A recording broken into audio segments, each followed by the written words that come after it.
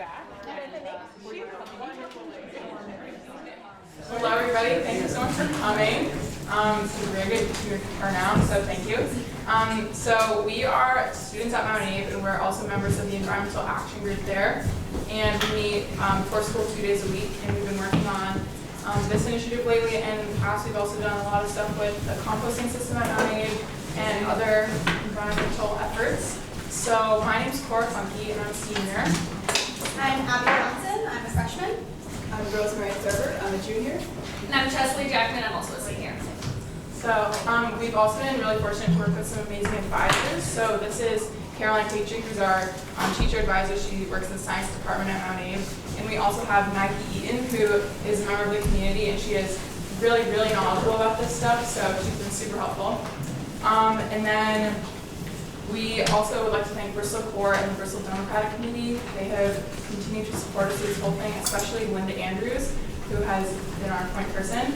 And then I just wanted to mention some of the tables, you've probably seen them, but out there we have a table that we brought, and it has more information about this, as well as our petition, which you'll be learning more about. And then we also have some hats and shirts for sale.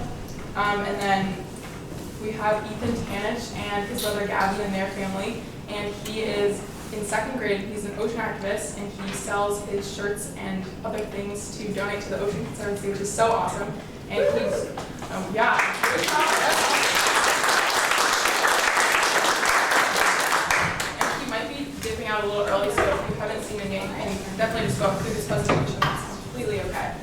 And then we have Maggie, who I just mentioned, and she has a demonstration about a bunch of alternatives to using plastics in our lives, which is very helpful. And then we have Jessie Ruth Corkins from the, who's the public outreach coordinator at the Addison County Solid Waste Management District. She has some things to give out, some really good information. She can probably answer a lot of questions. And then Mount alum. oh wow, Mount Plum.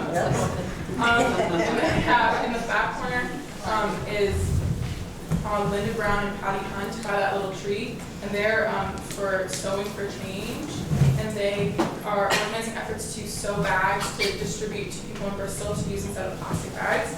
And then we have Abby LeMay from Beeswrap, and she has a demo of their product, and they're really generous to bring a bunch of samples to people. So you guys can grab those, which is so amazing. Then we have I think we have Linda Malzek from Horseton Trash Service, as well as thank you Christopher Ross from the Addison Independent for coming, and Mary Arbuckle from Meet TV. And then also we have some refreshments from Linda Brown, Patty Hunt, and Pat Sharp. So we really appreciate that. Okay, now we would like to dive into the presentation. So we are a group called Keep Bristol Beautiful. It's mostly MtAbe students and some of the other people that we mentioned before. And we want to reduce the use of plastic bags, expanded polystyrene carryout containers, and plastic straws in Bristol. So these are some pictures from Bristol. I think we're really fortunate to live where we do, because not only is the community amazing, but we live in such a beautiful place, and the environment that we're able to be a part of is so beautiful, and I think that that's a really big part of our identity. But this isn't something that we can just take advantage of and just take for granted. It's something that we have to actively be working to protect. So, our proposal is that we plan to petition the Bristol Select Board to enact a non-binding resolution that will suggest prohibiting establishments from distributing single-use plastic carryout bags, expanded polystyrene carryout containers, which is mostly known by the name of Styrofoam, and also single-use plastic straws. So basically we're just trying to move away from depending so heavily upon these single-use items and to using more sustainable options. Just for clarity, these items on the left are types of bags that would not be affected by this type of ban. So things for produce or bulk items or meat in the grocery store, or things like bags for dry cleaning or newspaper bags would not really be considered part of this ban. And actually they're still, they're kind of newly recyclable in Addison County as long as they're clean and dry, which I'll find more info about there. And then we have, so polystyrene containers are really not the only way to go. There's much better options like plastic, which isn't the best, but it is recyclable, and polystyrene is not recyclable. And then paper-based containers are a lot more biodegradable. And then straw alternatives include paper straws, metal straws, or other types of reusable straws, and even straws made of cornstarch. So basically the philosophy behind our whole situation here is that we're hoping to change people's habits to transition towards using reusable shopping bags and more environmentally friendly carry-out containers, and then eventually hopefully less straws or better straw options. And we're definitely hoping to create more discussions about how we think about our waste and think about what we're using every day. And we do not at all want to be creating like a really harsh policy and be creating penalties for people. The situation that we're trying to create is more of like a positive reinforcement situation where we're trying to just encourage the use of the better items. Can I talk about this for a Yeah. second? So one of the things that I recently had said to me on a school trip to Costa Rica, one of our guides in the middle of the woods brought this to us to think about, is that when you're standing in the middle of the woods and you see a nurse log, so a tree that's fallen and it's covered with moss and lichen and algae and 500 plant species, you realize that nature does not waste anything. It recycles, it reuses, it repurposes. And waste is a human construct, okay? We make decisions about what we want to use and consume and what we don't want to use and consume. And so it's a decision that we make every day when we buy things and when we use them, and then when we decide that we don't need them anymore. So what these lovely young people are really trying to get us to think about is, how do we reduce the amount of waste? Because the less we need to manage, the better off we're going to be in the first place, and that comes from early decision making in the process of consumerism. So just some food for thought, no pun intended, but maybe yes, to just really think about what you're purchasing and how you're purchasing it, and what kind of waste are you generating just from the decisions that you're making, okay? Thank you. Mm-hmm. So something that we ran across a lot is that specifically the straw ban would definitely impact people with different abilities differently than other people. So a lot of the times if people have limited motor skills or limited range of movement, they can really have to rely on straws to be able to drink. And we, Maggie, talked to the UVM Medical Center as well as Project Independence, which is a center for adults who are aging, and they both transitioned very recently away from using plastic straws to using the cornstarch straws, which I mentioned, and they saw basically no difference in the way that they functioned, which I think is really cool. Maggie, I believe, has samples of those straws, and they feel identical to plastic. I've used them, I've tried to rip them up, you really can't. They're really very good alternatives. And then there's also the other types that I mentioned before. But we've also heard from other sources that it really is essential to have the plastic straws. And so in that case, again, we're really not trying to create something that's super harsh and overbearing. But in those cases, we feel that plastic straws would definitely be available to people who really need them. So the ban is just trying to change consumer behavior. Studies have shown that just for plastic bags, a ban such as this is effective to reduce waste anywhere from 60 to 90%, which is very significant. So in Bristol, this information comes from massgreen.org. They created a calculator that you can plug in numbers and figure out how much waste for bags each town uses per year. So Bristol is about almost 4,000 people, and with this population, creating a bag ban would reduce trash and toxins by over 2 million bags a year, and it would eliminate 55.1 metric tons per year of greenhouse gases, and it would save retailers over $80,000 a year in buying these bags. And that's not even considering the straws or the styrofoam that we hope to include. So just to talk about why are these things so bad, for plastic bags, it's estimated that we use 1 trillion each year in the world, and then in the United States, we use 100 billion of those bags. And so that's definitely does not correspond to our population, so we use way more bags in the US than we should be compared to the rest of the world. So as I said, in Bristol, we're around 2 million bags a year, which doesn't seem like a lot compared to that, but if every town did something like this, it would definitely add up. And then it really is such a momentary convenience for permanent damage because plastic bags, the average lifespan of them being actually used from getting the item at the store, bringing it to your car, going home is 12 minutes, which is such a short period of time. And then even though a lot of types of them are recyclable in some places, it's been shown that only 1 to 5% actually are recycled, so essentially they are not recycled. And then they end up lasting forever because they do not break down. They break down within 500 to 1,000 years, but they haven't even existed for that long, so we don't even really know how long they can break down. So they basically last forever. And then for expanded polystyrene, aka styrofoam, this substance takes up an estimated 30% of space in U.S. landfills, which is very significant, and it is not recyclable at all. So that's the only place it can end up, or just breaking down outside, which is super bad also. And again, it lasts basically forever. With plastic straws, in the U.S. we use 500 million per day, which is 182.5 billion straws per year. And right now, there's an estimated 8.3 billion straws just on the world's beaches, and they also last forever. So it's really a question of, is this such short convenience of maybe drinking like a soda for half an hour? Is it really worth using a straw that's going to last for so much longer than we'll even be alive?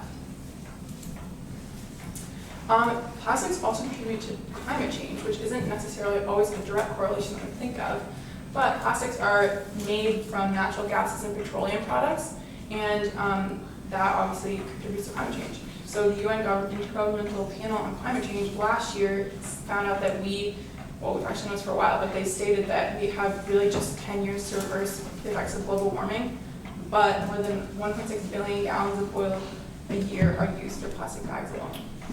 And that's not even the straws. That's or the just other the items. bags. Just the bags. So.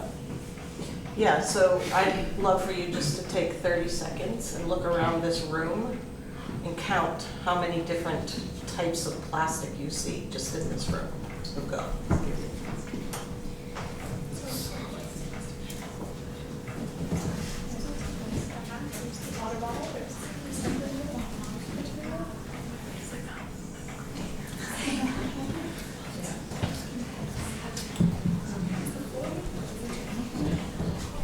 Does somebody want to shout out a number that they're up to by now? Yes, what do you got?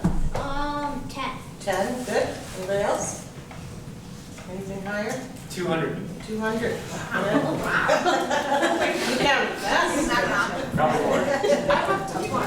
20. Yeah. Yeah, I mean, I just heard Cora say she's got plastic in her mouth, you know, her retainer, right? Exactly. I mean, all the washers on all the joints on all these chairs and desks, and they're all plastic.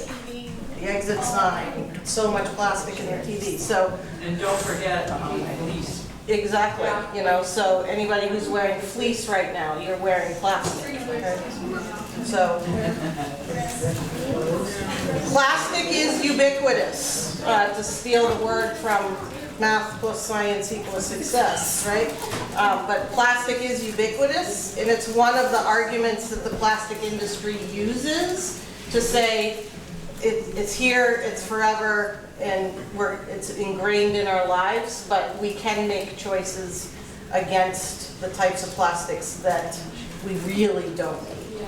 Okay, and when you think about how much fossil fuels go into just making plastic bags, think about all the fossil fuels that are surrounding you right now just in this room. Plastics also are a huge source of litter in our environment. These photos were taken by Linda on Green Up Day in Bristol, and I'm sure that anyone who did Green Up Day saw so much plastic around. And yeah, so even if plastic is disposed of properly and legally in a landfill, they're really light and they can travel through the air extremely easily. And so because of this, they just end up everywhere. They end up in trees, in the water, in waterways, in the roadside. They're just everywhere. And it's very hard to deal with. And so when it gets into the waterways, a big effect it has on oceans, and that doesn't necessarily pertain to what we're using in Bristol. It's probably not getting to the ocean, but this should still be a huge concern because we're all connected in the globe. So in the oceans, 8 million metric tons of plastic enter them annually. And the Great Pacific Garbage Patch, which is sort of like the infamous giant patch of garbage that's swirled in the Pacific Ocean because of the currents, It's twice the size of Texas, and it's growing. And so by 2050, it's estimated that our oceans will contain more plastic than fish by weight. So that's disturbing to me. And so even though we don't have oceans near us, this same thing's happening in our rivers, ponds, and lakes. Even though it's probably not quite as severe, it should still be a concern that we have. At the end, I will share with you on the web through the Vermont Science Pathways Teen Science cafes. One of their days was about microplastics in Lake Champlain, and you can see a lot of the data that relates to this kind of information about our lakes and waterways. The water that you drink out of your tap probably has microplastics in it, and you don't even realize it. Lake Champlain is filled with plastic products, and it's really disturbing. And so I can show you the links that you can go and see some of the undergraduate and graduate work that's being done on microplastics just here in Vermont. Yes, so plastic, once it gets into the waterways or even just in the environment, it has such a potential to harm wildlife. Untold numbers of animals die every year from ingesting plastics or becoming entangled in them. They can choke, they can strangle. Sometimes they eat so much that they don't feel full and they can't eat food, so they just die. It's all in their stomach. And this happens in the oceans, like that picture of bag. Everyone always knows that they look a lot like jellyfish, like the turtles eat them. But even if it's just in a river, like, that is not a good situation. And then here are some pictures of what that can really do.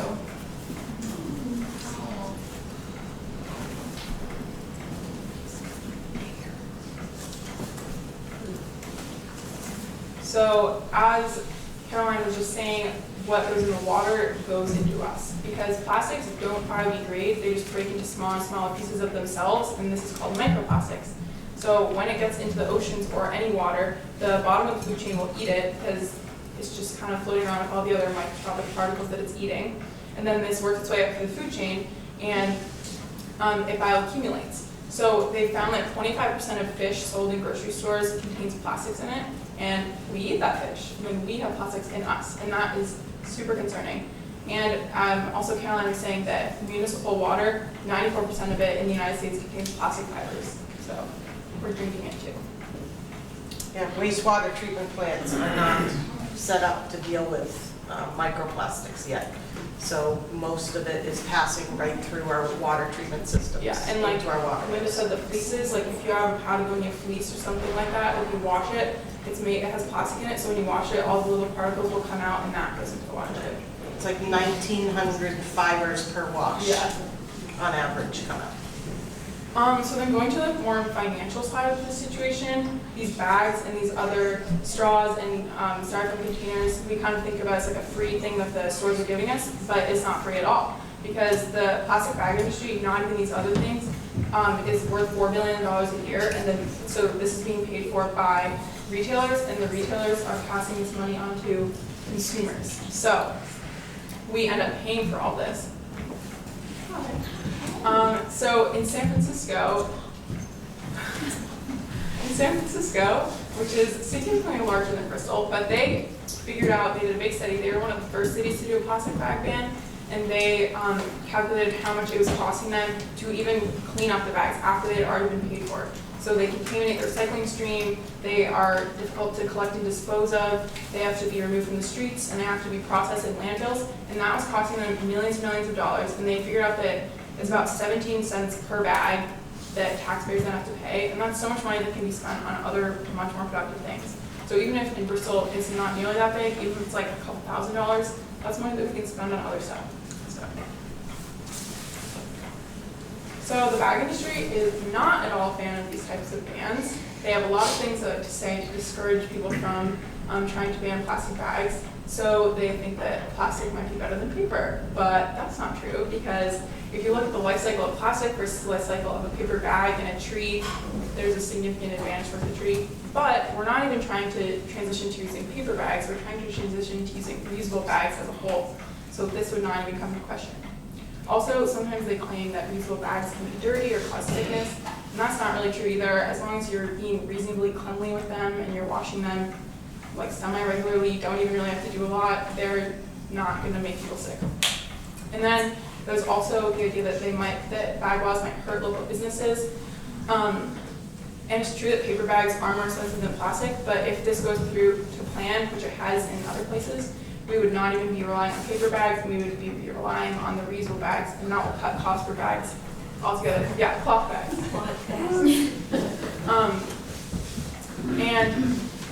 And then for the straws situation, if we went to like buy request straws or no straws at all, that's another thing that businesses don't even have to buy, so that also reduces the cost to them. Can I add something back to the bag laws for local businesses?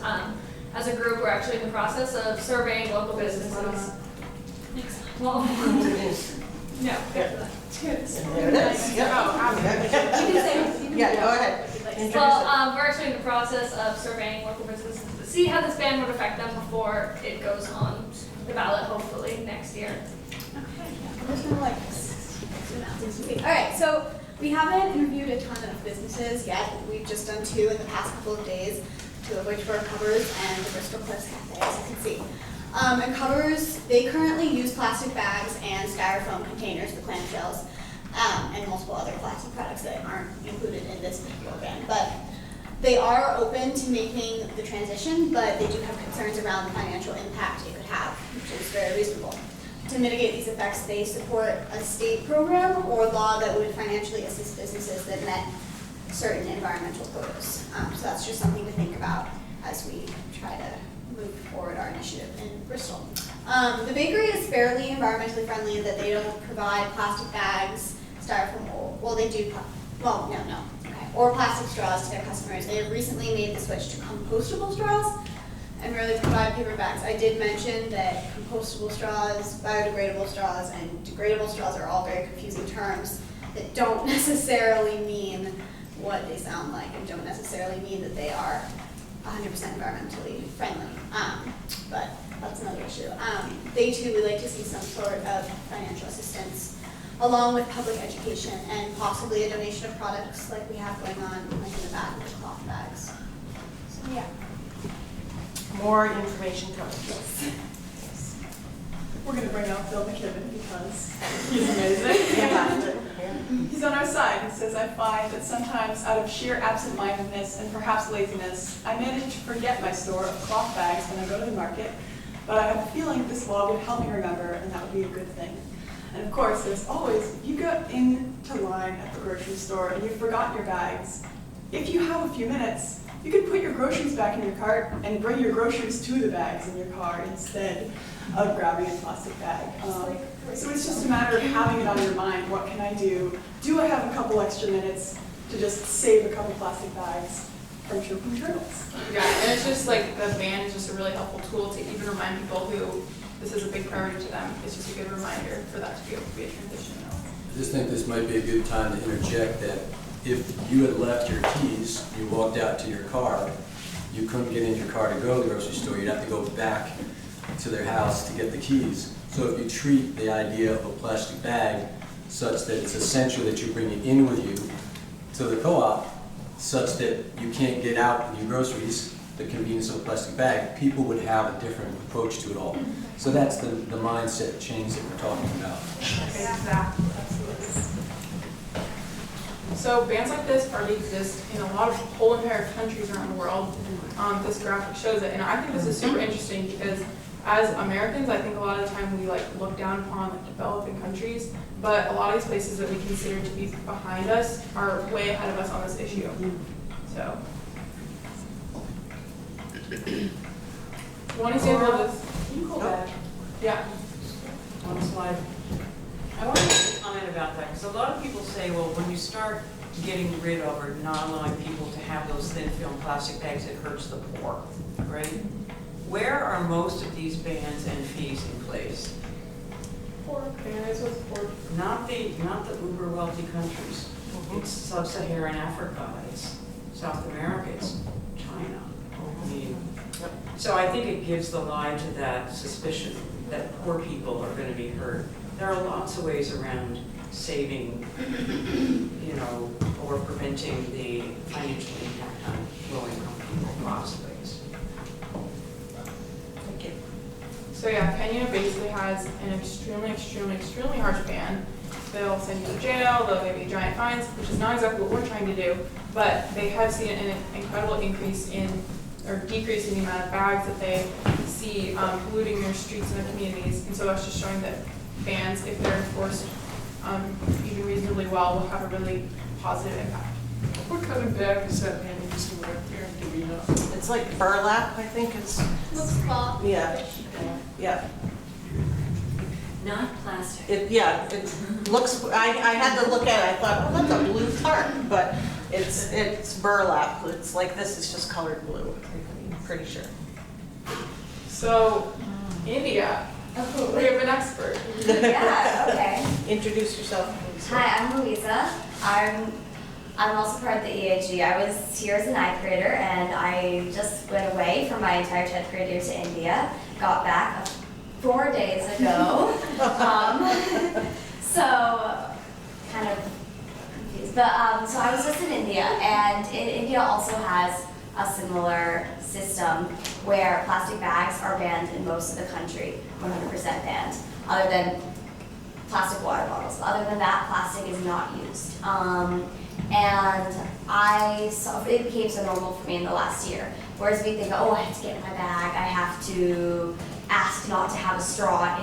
We're still making a habit, but in India, it's become completely a habit. Where in my house, there's a drawer full of carry bags, fabric carry bags. In our car, we have them. Just so anytime we need to buy something, we have the bag ready to go. If you go to order food, you stand for 5 minutes and you eat off of a metal plate. You put it and you leave. It's just so a part of the culture at this point. And I actually don't know. It was only in 2017. In only 2 years, it has become so embedded in the culture that people, it's just second nature. So I think that we can do that as well. Definitely. Prior to this, so a lot of states in the country have already passed a ban. So California was the first one, and then Hawaii did it, and very recently New York passed a ban on plastic bags. And that's going to be, I think, in 2020 that'll come to be. And then also a lot of individual cities, like I know Boston has passed a ban on plastic bags, like Austin, Texas, Seattle, Portland, Maine. So it's definitely been happening. And then a lot of towns in Vermont have done this as well. Middlebury, which is our next door neighbor, which Mac is a huge part of, this last time meeting day, they voted on a non-binding resolution, that's what it's called, to not have any plastic bags there anymore. And it's happened in, I think, like Brattleboro and Montpelier voted on it, and so Burlington. I think they're working on theirs. Yeah. It's happened a lot, Yeah. and so actually at this point we are close to probably having a statewide ban in Vermont within the past couple days. So this is Starting Bill S-113, and it passed through the Senate on March 29th, and at this point it banned single-use plastic bags, film containers, and straws. So it was pretty much the same thing that we're advocating for. And then just a few days ago on May 10th, which is kind of surprising, we didn't exactly expect this, but it passed through the House. They just changed it a little bit to make it so that straws were available upon request, and they may have changed some other things. Maggie knows tons about this if you have specific questions. But so potentially by the end of the legislative session, they may have it go through the State House. But if it doesn't, we do plan to stick with the Keep Bristol Beautiful initiative, because we want to make sure that what we have for our community definitely works the best for us and also has the maximum positive impact on the environment. Up-to-date reporting about the S-113, Vermont Diggers doing a really great job of keeping track of the changes and amendments that have gone through. It's sitting in the House, or in the Senate now, with Senator Bray, right? Yes. And we're hoping that he's going to ask for a vote and have it, as it is, go through and go to the governor, get it signed, and then if we need to make amendments to it in the next couple of years as we try to enact it, that's kind of the plan. So cross our fingers we'll get it through this session. So, and then we won't have to you won't have to take it to the Bristol Select Board. It will be more, our mission will change to supporting the community in the five-town area of complying with the legislation and supporting the businesses, right? So in terms of easing this transition, it's been done in a lot of places. Brattleboro was one of the first towns to do this in Vermont, and there were a lot of articles about how their town managers were saying that basically the transition was not painful at all.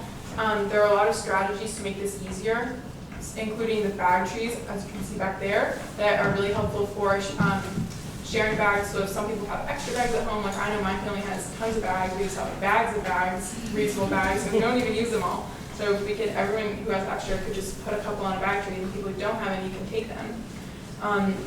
They can be, stores can offer them, and they can even use them as a source of advertising if they print their logo on the bag. That can be really great advertising. And then you can use boxes to carry stuff out. In terms of the clamshell, like the styrofoam containers, there's, like, to the consumer, there's not really a difference if you're using a paper one or a styrofoam one, except for the styrofoam one will last for so much longer. So the paper's way better. Or even like aluminum foil, or you can bring a container from your house. There's so many ways around it. And then for straws, unless people do have different abilities, most people don't need straws to live. Those can be just eliminated from our habits, or we can definitely go towards the corn-sized straws, compostable straws, or reusable straws. So you don't need these things. And this is a quote from a representative from Putney, Vermont, and he says, "We've done without them before, we can do without them now. The damage they do to the environment, to wildlife, just isn't worth it." So if we think back to like 100 years ago, plastic bags and these other single-use items did not even exist, and people were completely fine. They definitely lived without them. So we are capable of doing it. We can definitely get back to this place where we are using less harmful items. Thank you so much, everyone, for being here. We really appreciate you coming out. So if you are a registered voter in Bristol, you can sign a petition to get this on the town meeting ballot. By next January, we need like a certain number of signatures to get on the ballot if the statewide bill doesn't go through. So we really appreciate your support on that if you are a resident of Bristol. And we also just wanted to, most of you are probably all very good about this, but just like instill that it's really important to be mindful of what we're using and how our habits and our consumer habits and just like our using different bags, which is not that difficult to do. We're just thinking about that a little bit more in our day-to-day lives. So. Thank you for that.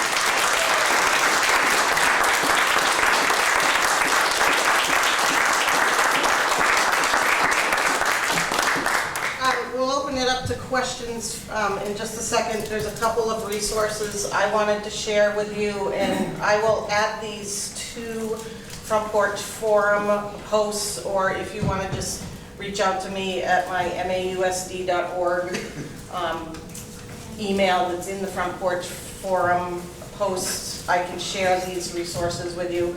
This is the PowerPoint that was presented by Dr. Garneau at the Teen Science Cafe last April that has all of the research related to Lake Champlain and the microplastics.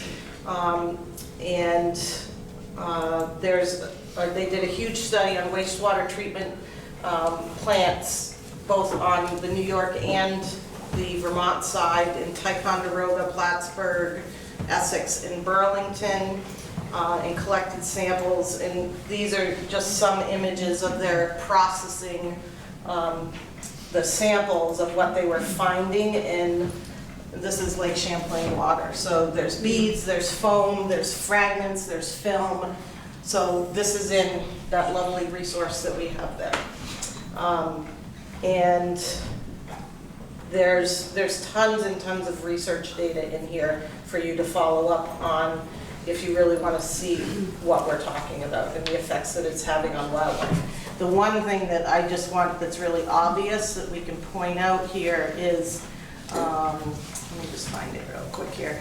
They did a study on how fishes school, right here. So if you look at, this is the control. So all these little spots are radio tags of plastics that get into fish. Okay, so this is like a control group, and this is one where nanoparticles were detected. And you can see where the fish are schooling. They're all kind of sinking to the bottom of the tank here, where they're much more distributed in a normal pattern here. So it's changing their behaviors and the way that they move around in their environment. So it's clearly having physiological as well as biochemical exposures in their systems. It's not good, and we eat that. So that's not a good thing. And then this resource here called the Invisibles, I just really wanted to show you. So this is just a awful, this is in the Philippines, okay? This is a trash dump, okay? Where people kind of go through it to see what they can pull out of it to live. But I just wanted to play this introductory video for you. So you get a Less sense. than 100 years ago, chemists first began to bend and reorder petroleum molecules into a lightweight substance that could be molded into just about any form. Since then, inventors have created hundreds of different plastics, and industry has found millions of uses for them. Today, more than 322 million tons of plastic are produced each year, up from just 1.5 million tons in the 1950s. If plastic was a country, it would be the world's 20th largest economy, bigger than those of Austria, Argentina, Egypt, and dozens of others. The world wants plastic. Look around you right now. Look at your home, your office, your street, and try to count the plastic articles. How high did you reach before giving up? That's just the stuff you can see. Beyond the naked eye is the realm of invisible plastic. On purpose and by accident, fibers, fragments, and chemicals infiltrate every aspect of daily life. Every start and stop of every car sends microscopic particles of styrene tire dust wafting into the air. Each wash of every single synthetic garment releases up to 1,900 microscopic plastic fibers into waterways. Every rinse of every paintbrush sends liquid plastic down the drain. Every straw and plastic bottle that rides the ocean waves will break down into fragments smaller than the diameter of a human hair. Plastic doesn't go away, it only gets smaller.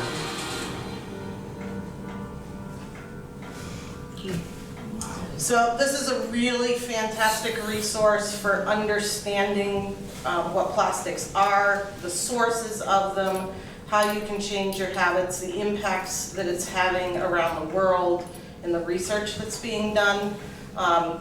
This is plastics in tap water. So worldwide, 83%. The US, 94% of our tap water has microplastics in it. And you can see the other stats here, 72% in Europe, and some of these other places. I mean, Beirut, 94%, they're right up there with us. So our waters are contaminated, and this speaks for itself. This should knock us into our senses. We knew that this plastic is coming back to us through our food chain. Now we see it's coming back to us through our drinking water. Do we have a way out? And we do. We have solutions and practices that we can change. It just takes a lot of effort and education, and we're really happy that you all are here to help spread the word and to share that information with us and with the rest of the world. So, thank you very much. Questions that you have for these lovely gals? Go right ahead. Well, I was just curious, so your initial goal is to ban the plastic, but are you going to, say, for instance, the state decides to ban it statewide? How will you continue to be involved? I think the hope there would just be to help the five-town community be able to comply with that. So a lot of that would be distributing reusable bags to people who maybe don't have access to them, or it's hard for them to get them, or helping businesses figure out the best way for them to comply with the ban. And then the current bill at the State House isn't necessarily like the ideal bill. There's a lot of like really specific things that they try to get into with like the thickness of like what is technically a reusable bag, because like if you ever been to certain stores that might have like slightly thicker ones than just like the grocery bags, sometimes it depends on how many, like it's called a mil, it's like how many mils thick is it. But even if it's like a certain number of mils thick and it's technically reusable, it still looks like plastic, and so people will still throw it out, and it still won't be reused. So there's ways to make the ban at the state level better than it is, so I think that then our role would be to like help petition them to make it to the best place where it can be used. So hopefully we don't need these bags at all. We really can't live without them, so. And to continue to educate. Yeah, definitely. Any other questions?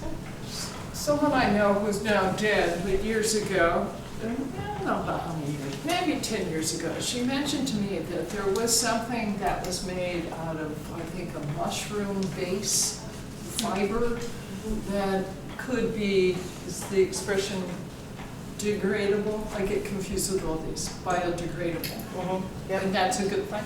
Biodegradable is great. Okay. Yep. And that, you know, but it's not, it wasn't, so instead of using plastic, this stuff could be used. But we all know the power of the buck and where the plastic is being driven at us. So There I is a just lot don't know if there's any movement to turn that around. Because I don't want to keep buying stuff that's put in plastic, but I don't have an alternative.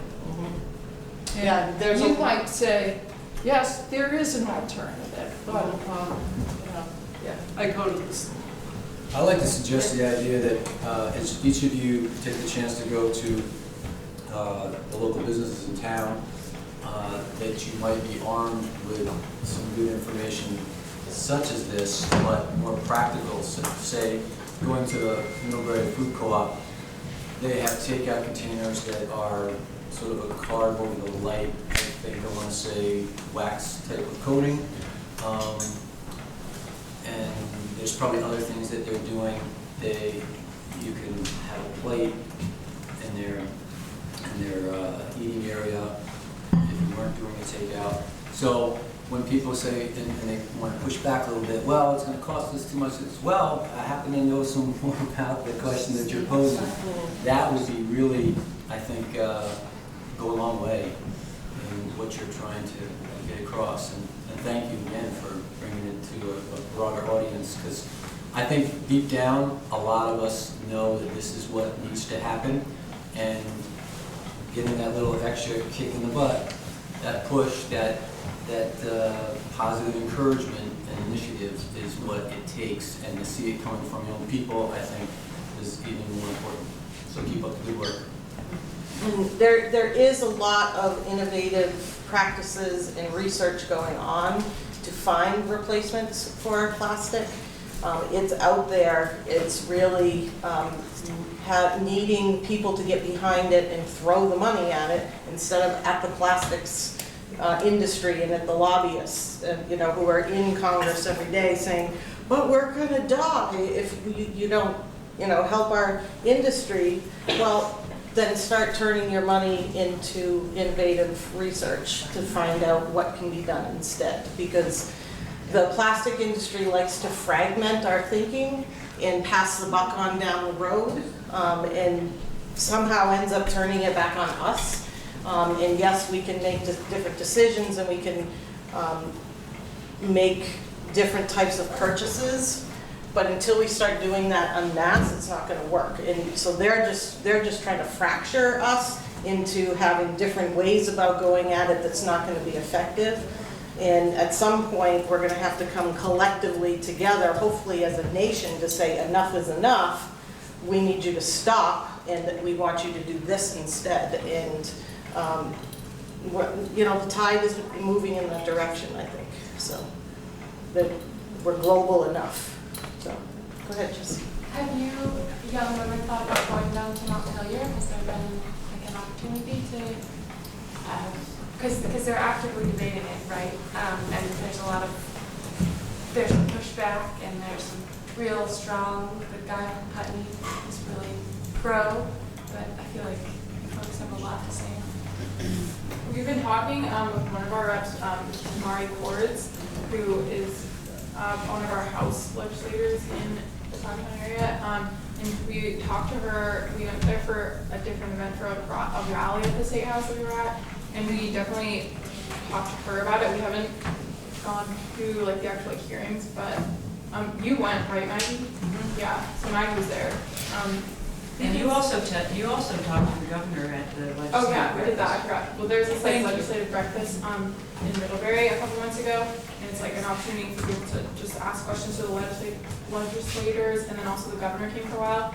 So I like asked a question whether or not he would be in support of a bill like this, kind of like before it had gone through any of the House and stuff, and he was just kind of like pretty ambivalent about it, but I think it looks like he'll sign it if it goes through. Right. So we gotten into that, not exactly what. Yeah. Well, hopefully this is building your confidence and you're comfortable to go, you can go crash any of that talking and discussion and sit on the side, raise your hand and say, this is what I'm passionate about. Any other questions? Yeah. Have you presented this to the whole student body at MtAbe? I have not yet, but we definitely really want to.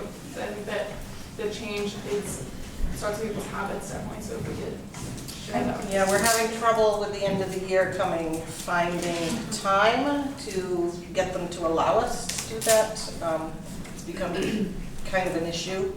But we are. But that's a whole different story. So we definitely can share the PowerPoint through advisories and have advisors talk to their learners about it. There's lots of ways we can share the information, which, this is the first presentation of this in a public way, so we have lots of more work to do. So it's a great idea. Thank you for the prompt. I just think that if you could take your show on the road, kind of, and be presenting to other high schools, other grade schools even, because you have to get kids when they're young and can change their habits. Schools. I just think it's a wonderful presentation, and this group is a nice group, but it needs that message. Your message needs to have a larger audience. So. Thank you. Have any of you ever been to a plastic bag factory? Would it be a good class? And I wonder how far away the nearest factory is. It's a good question. I would guess China? It's probably China. I actually think Pennsylvania. Oh, Pennsylvania, really? Yeah. All right. Road trip. Carrie? Yeah, I was at Echo Science Center recently, and they sell a product that you can put in your washing machine that To collects the fibers, yes. microfibers. Those are And awesome. I'm just wondering if you or anybody has any research on how well that works? And I just learned where are you about going to those. put all the fibers when Yeah, you get them off? exactly. But I guess it's better than in the water. Yeah. And the other thing is, I'm a preschool teacher, and I try to be very environmentally friendly, and it took me a long time to sort of put two and two together that glitter is a microplastic. So I'm like, how could they put microbeads in these products? And I'm like, oh, my God, I'm putting microplastic. So we banned glitter forever at our school. I know. It's in like the microplastics is literally like everywhere. It's in toothpaste. It's in some face washes have little abrasive particles like exfoliate you, and that has plastic in it. Like, yeah, it's very, very difficult to avoid sometimes. Yep. Yep. What's happening at cafeterias? In your cafeterias, you throw out plastic where every day? We or had not? moved away from it, and then there was a problem with the plumbing system, so we moved back to it. So plasticware is used, how about? No, plastic cutlery to some extent, But it's not the main thing. Yeah, it's not the main that thing. happens occasionally when the occasional kid forgets. Right, it's upon request. Yes. All the disposable. But it's, the rest of it is plates that are used Yes. and washed? Yep. We moved the kitchen Great. away Thank from you. that, so. But thank you for all your work on compost. You're welcome. Julie, do you have a question? I wondered if there was any regulations or if any of the pamper companies have been asked to do anything with about their plastic pampers and diapers. I mean, I know cloth diapers are available, but they're very expensive. They're like $20 for one cloth diaper. Is anything been asked of companies? That's another example of just like these corporations who are, selling us these products that they haven't really thought of alternatives, and the alternatives are so expensive to the majority of Americans. That's what they tell you. I don't know, I didn't know anything, but I think that's just yet another example of a lot of the products in America. Yeah, I don't know, it's a good question though, but it's a tremendous amount of garbage, Yeah. I saw a video pop up recently on social media of somewhere where they are recycling the diapers. And they figured out a way to extract all these materials back out of the diapers and reuse them. Probably it wasn't. Well, in this resource where I shared the video too, there's a segment in there about taking plastic garbage, and there's a new kind of refinery process that doesn't have any emissions. It's a closed anaerobic system that remelts all of the products into diesel fuel that can then be used in your community. And there's a place somewhere in the Polynesian Islands or someplace where they have like a 7-mile, 300-foot deep plastic dump on their beach that they're trying to get rid of. And so they're slowly digging that out and sending it off to this company that's making diesel fuel that then runs their municipal little, they're like tri-wheeled taxis that they motor around on the island, and then for their municipal boats and vehicles on the island. So there's tons of these innovative processes that are starting to come out. And we just need to keep educating and throwing these people into science and engineering and technology, and getting them to care about the oceans and the critters like Ethan over there, and creating these wonderful products that help us change our habits. And I just think it's lovely. Yes, Linda? I wonder if the rebate ladies could talk a little bit about how they're adding to this. Yeah, please, all of you can have a little bit of time.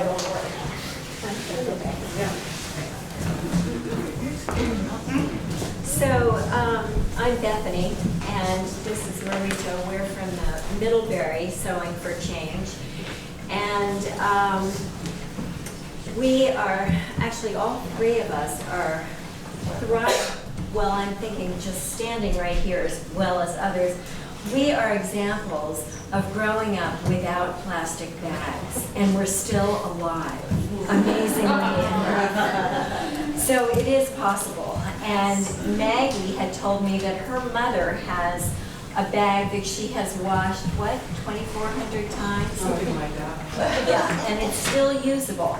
So we decided, we have donated fabric, and we get together and we make bags, and we've had 2 pop-ups in Middlebury. We're going to do a 3rd one on Festival on the Green, and we make these great bags and we give them away because it's really so other people can use cloth bags. This is not rocket science, and it's fun. It's fun, right? You did your first gathering, last week, right? Yes, so a few people, several people actually, got together in the basement or in the community room of the Lawrence Memorial Library in town. And we tried it out just to see what it was going to be like. And it was really fun. We made, we made some bags. And whoops. We've decided that we will get together on a regular basis. We'll advertise on Front Porch Forum. We will, we're looking for people that want to volunteer one time, several times, whenever you can. You can also sew bags at home. Come and get cloth from us. You can donate cloth. You can come and just cut got Fabric, or we've you got can- patterns Yeah. for t-shirt bags as well as regular ones. You can, you know, you can punch holes in the tags that go on them. And so there's a job for everyone. There's a job for everyone if you want to be involved. And the amount you want to volunteer is really up to you. We're not sure where we will, you know, how we will donate them to the community, but I think there's already been one person here that has asked for a bag, and so, you know, we're pretty enthusiastic about it. Yeah, first of all, thank you for your presentation. And it is a little bit like laying the seed of something where we can actually bring about change. You know, it's doable, and we as a community, we can do it together. And we love that once we started in Middlebury, there was conversation in Regents and in Bristol, and people get together and sew. And there's actually no age limit for the sewing. And there is also no hierarchy. You know, we're not the ones who teach. We're just the ones who spread the information. And what we have noticed, which is really close to my heart, and that is that when community gets together, we have a good time, and we're teaching each other. And we have seen that again and again. You know, people have come into the pop-ups and they said, we have never been in front of a sewing machine. And you had that experience.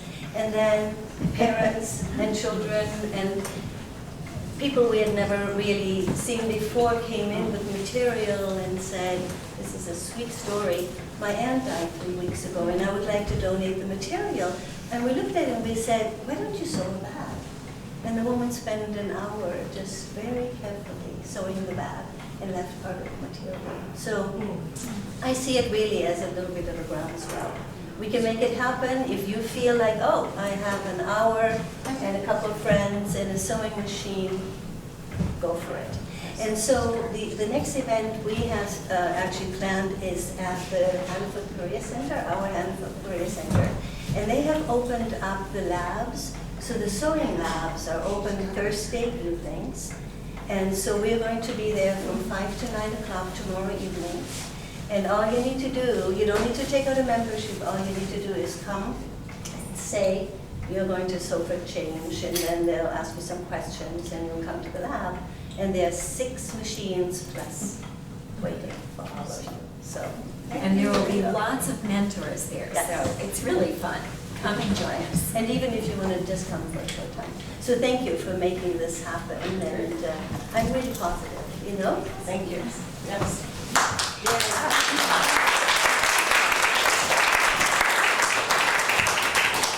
Because I want him to be able to hit a reasonable bedtime this evening. It's not in bed, my like. This is Ethan, and Ethan is a 2nd grader in Miss Murnane's class at Bristol Elementary. He's fast become a friend of the Environmental Action Group, and he is the fantastic designer of these lovely products. Can you tell us a little bit about why you're doing this, Ethan? Well, the first thing is I like selling it because it's fun and I like saving the ocean a lot. And my main goal is to get the plastic out of the ocean and ban plastic bags and stuff and other plastic products. So where does the money go that you raise by selling your t-shirts and magnets and bags and notepads and buttons? All the money goes to Ocean Conservancy. Yes. And how much have you donated so far? Over 200, I think.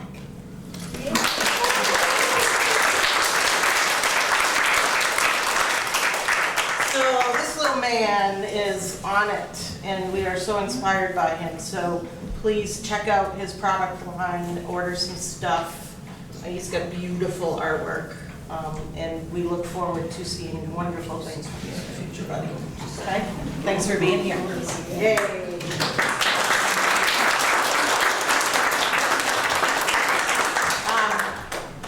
would you like to say a few words? Sure. About what you're doing? So I'm from Beeswrap. I know I had a chance to talk to some of you, and we're a local business, so I think a lot of you know who we are. But so Sarah Keck, our owner, who started in her basement in New Haven, was looking for an alternative to plastic wrap, and she's really passionate about reducing plastic use in general, especially one-time use plastic, and in particular about plastic in our oceans. So I was really excited to meet Ethan. We even have this new pattern that has these sea turtles on it and stuff. They love it. I'm in love with this pattern, and we actually donate to 1% for the planet. So 1% of our sales actually goes to Ocean Conservancy and getting plastic out of the oceans too. So we're really excited about the work that you all are doing here, because most importantly, the thing that you can do is to act locally. So that's really exciting. And so beeswrap is used to replace your plastic wrap, and it's coated with beeswax and jojoba oil and some resin. And so you just wrap up your food, like your fake piece of cheese, and it works really, really well. And people have found that it works really well for bread and cheese, and that your bread might even last a little bit longer. So I feel really, really lucky to work at Beeswrap. When I moved to Lincoln and I got to go by every day, I was like, I want to work there someday. And so I've been there for almost a year, and for me and for most of the people that work there, it is about the core values, and it's about reducing plastic. And we're growing, which is really exciting for us as a business, but it's also really exciting because it's one place where there is an alternative to plastic that's becoming more and more available, more and more affordable, more and more reasonable for people to have access to. And we're excited to reduce the plastic in the waste stream. So yeah, we hope you like Beeswrap. And the other nice thing about it, which I really love, is that our packaging is fully recycled and fully compostable. Even the little cellophane wrapper is made out of plant cellulose, so it can compost. Your wrap can compost. It also makes you really good fire starters, because there is wax and oil in there, so it's like a giant wick. So you don't want to get it hot also. So we hope that you've learned a lot here, and I'm really, really excited to see what your next steps are. And we do have some samples for everybody, so make sure you stop by and grab one. And happy to be with you. Can you wash them? You could, yes, absolutely. You can wash them. You just don't want to wash them in hot water. So there's really two rules about beeswrap. One is don't get it hot because it's made of wax. So the wax will actually melt away, and you'll start to realize, wow, that just looks like fabric. So you want to keep it away from heat. So you just rinse it in cold water, and because it's made of with the beeswax, I mean, water just kind of like repels right off of it. The other rule is don't use raw meat. Other than that, it's very durable. You can use it for lots of things. I can't do this, but you can kind of do beeswrap origami and make like a little bowl for yourself. There are people that know how to do it and like fold it just right and make a little snack bag. So it's really, I feel really lucky because I get a lot of access to these seconds, so I get to experiment with it a lot. And it's great for wrapping up your food. So, yes? Is there any way you can rejuvenate the coating if it does come off a little bit? Yes, actually. I don't know it off the top of my head, but there is a way. So sometimes, you might get it at the store, maybe they had it in a hot place or it was in a hot car or something. I made sure when I put these in my car, I had the windows down today because it was that brief moment of sun when the car was getting a little warm. And you can actually, and if you do need to do this, let us know because we have instructions to send you. But basically, you put it in the oven, and then it remelts the wax, and then it can kind of re-infuse it. So there are ways, if you're like, oh no, it got hot, there are ways to actually fix it. And so, I've done that and it actually works. yeah, it works pretty well. So, and we're also supporting a healthy bee population because obviously we're using beeswax, so that's part of our mission as well. So anyways, I rambled on. But yes, definitely come get your goodies. I want to give all this away. Do you want to say something, Jessie Ruth? Sure. So I work for the Addison County Solid Waste District, which I'll take part in every time you put your trash bag out on the curb or you take it to the town drop off. But the exciting thing to think about are that we're moving towards the ban on food scraps from the landfill. And so that means we all have to either take part in backyard composting or take our food scraps to the town drop-off. We have some nuances that are different than our neighbors in Champlain County. Because all of the food scraps in this county go to Vermont Natural Ag Products, they don't want the BPI certified compostable containers. So that's a hurdle for businesses who are trying to do the right thing and offering you those as to-go options. They're not going to break it down in your backyard pile, and their VNAC doesn't want them. So there's still a lot of hurdles in this county, but it's really, I think, a fun place where we need lots of energy to coalesce to kind of take us forward. So I just have some free blue bins if you don't have any. You can always stop by the transfer station and get these. And then the green buckets are free, and they're for taking your food scraps to your town drop-off. And then the exciting thing that we see a lot of people stopping by is about special recycling for plastic film and bags. And of course because there's so many different types of resins and mixed packaging, it's hard to know what you can recycle for film, but we have a pretty clear sheet, and if you follow this and stick to the major categories, these are films that you can divert from the landfill, which I think is a great thing to do. And if you have a question, sure. So do you put those plastics in with your normal recycling, or should you guys? No, they would not go in the blue bin. Okay, so you should make a separate pile and then bring that. Yeah, and this is the same list that your grocery store accepts, but your grocery store, as we all know, is not doing a great job at disseminating this information. So it needs new life, and as you guys choose what you want to do for employment, to go after them and make this better. So, for example, I go to the co-op, I buy some raisins in a plastic container, it has a label on it. You know, it's a plastic bag. Yeah. I call up to your place where you work, and I said, can I bring this to your place?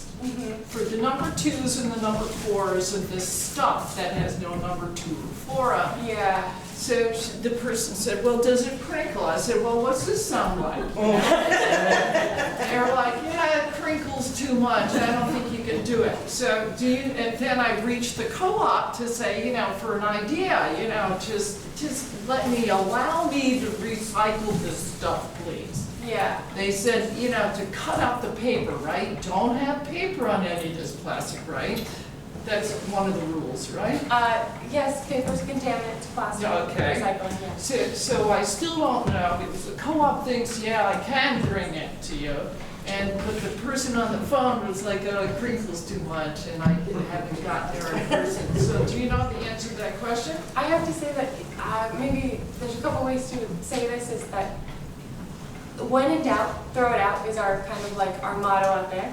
But the other one is that you just can't recycle every type of plastic bag that you're going to touch in your lifetime right now. And it's hard to make sure it's this low density and high density. So I need to just get there with the bag and If say you to the come on person. Yeah. we can check it out for you. But The majority of the bags on this handout that I'm looking at don't crinkle. Well, there's crinkability and crinkability. I don't want to waste your time anymore. Don't worry. Depends on what crinkle. The co-op should know that, from my point of view. Yeah. A large Maybe place they can where go we there shop. and give a little education to the co-op sometime. We can also. Yeah. I was talking, Go ahead. I was talking to Linda Malzak, the Vikings Golf Course Trash Service. Oh, okay. Yeah, and she was saying that a way we could really reduce a lot of plastic with the recycling is that, and we used to do that in my household, is you just put all your recycle in a clear plastic bag, and then you put that out for the horses, but just put it in the bin. Yep. Do not use that plastic bag. Yeah, that's And then we just dump it into ours. And she said, now we have to open up your plastic bag, dump the recycle into their little container. So she said, if you don't, just use the bins. And Just use the bin, yeah. And that will reduce. People should know that, but we don't. Right? Yeah, I see a lot of clear plastic bags out on Friday morning. Well, hopefully people will watch MtAB and learn that. All right, we got one more person that we could hear from real quick, and then we can, two more people. So Maggie Eaton is in the back there with just some alternatives.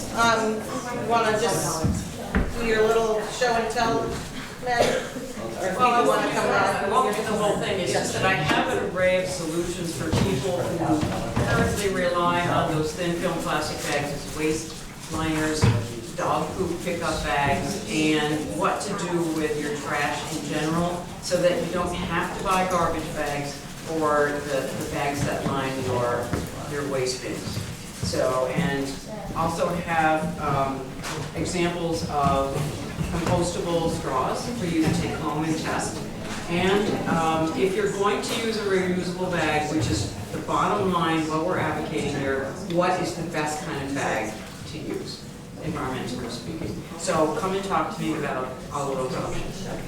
And then Ruby Hellier, Ruby, will you just stand up for a second? She has done, she's the one with the trifold up there with a project on plastic waste, and she's happy to talk about her discoveries and suggestions. So stop on by and talk to Ruby as well. So, thank you so much for coming, and encourage people to watch this on MeTV.